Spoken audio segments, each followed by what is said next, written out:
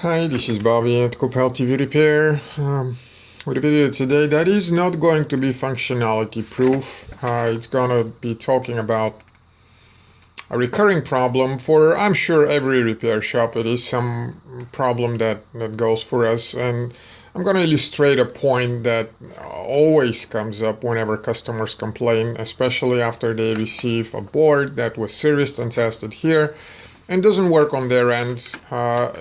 When you do a lot of boards, of course, that happens often enough. The point in case is about a Mitsubishi main board, which of course was serviced. It came totally dead, no, not turning on, no HDMI, just blinking or whatever. Or sometimes it would come up, but there will be no HDMI. So I believe this one was totally dead. And we serviced, tested it, made sure HDMI works, sent the board back. Customer called, said, I have some strange lines on the screen. Our first response is, you probably have defective screen.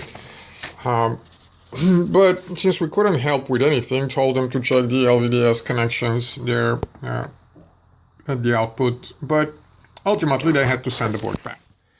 And I made yesterday a different video in which I promise I will make this one, because when it came and we put it in, there were indeed lines on the screen, which is fairly unusual. The TV otherwise works, the menus work, it pulls the menu if you tell it to pull the menu, but the screen is garbled and has all those vertical lines that we just couldn't figure out. That's unusual. It's not something that we have seen out of those. I have seen it in other TVs. Usually it's called by defective RAM for processing, and every 8-bit, for example, would be corrupt. That's why you have those lines going all over the place. But anyhow, different people respond differently. That person that I made the longest video I've ever made yesterday, today we sure enough get a case from BBB. And I don't want to get started on that, because BBB's website is a total joke. You know, they tell you go there and provide response, but there's no password. They say password was mailed to you maybe at an earlier time. They have no reset password on the website.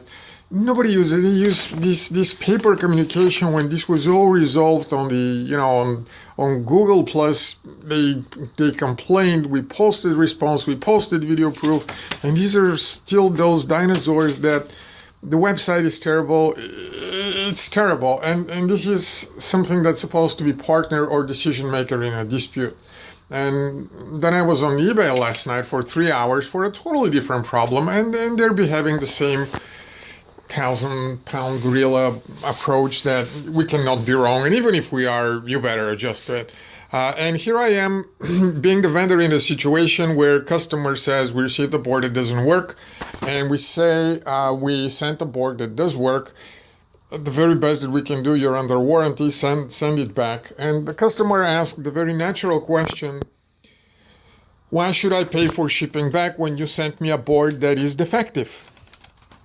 And the problem with that logic is that we don't know first if the board is defective, because the one that I talked about yesterday, as shown on the video, it's not defective at all. Now this one is defective. So first of all, we don't know whether the customer's claim is correct and whether the board that they say is defective is indeed defective. That is one reason why we shouldn't be paying everything, the vendors, not Coppell TV Repair, but whenever there is a dispute, it's not 100% certain whether the side that is unhappy and makes a claim is the correct one. And second, even if it is the correct one and the board, as was the case here, is indeed not working, so that board straight out of the box, we clearly do have a problem, and we already confirmed that to the customer. So today we spent a little bit more time looking at it, and this is the reason for this video. It took a while, but eventually the troubleshooting led us, I'm not explaining how and why, that because that's different, that's technical talk. But here's what we found. Over here where the LVDS is, let me go to a more stable place, and excuse the camera, so many people said that I'm a bad cameraman, and I would agree with that. I'm going to zoom in Those are the outputs that go to the LVDS cables, and if you see, the third one is just missing. That was simply ripped out of the board.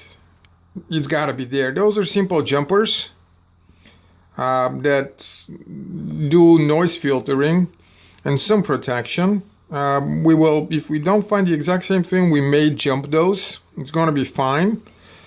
But the reason, I'm ready to bet, I have not done it yet, but the reason why the screen looks the way it is this. Now tell me, how do you know, how would we know, or you know, whether customer ripped that off while handling and installing the board, or whether we ripped it off after we tested it and making sure that it worked fine? Because unless of course you start building conspiracy theories that we return it like that because we know it's bad, etc., etc. I just don't consider this serious talk, because we're in business to make money, and that ain't gonna happen if we're sending back boards that we know are bad. So we sent the boards that as far as we knew was good, because we tested it and that was functioning fine. And either somebody here, while handling and packaging, whatever, ripped that off, or somebody over there who received the board and put it back in the TV ripped that off.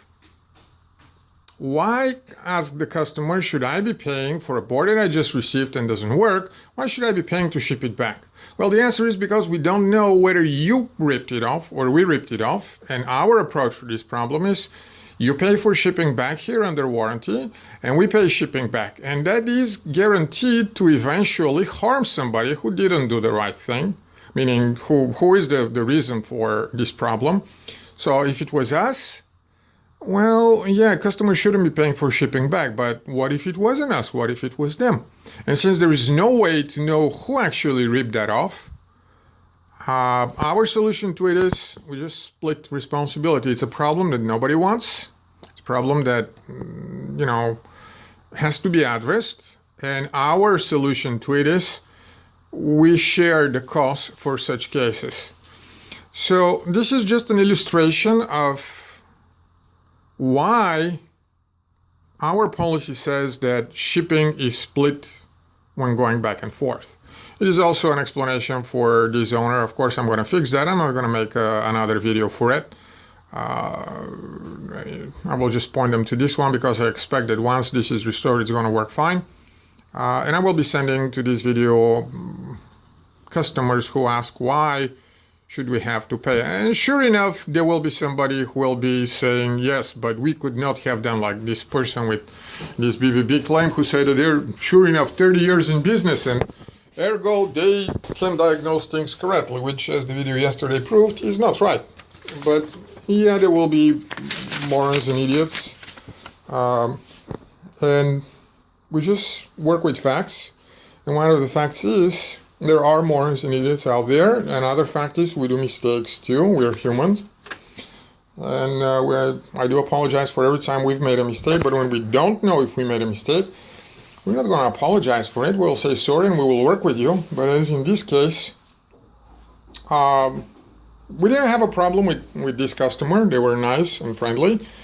But many others aren't. So thanks for this customer for working with us, and as can be seen, the problem will be resolved, I'm quite certain. And thank you for sticking with us. Have a good one.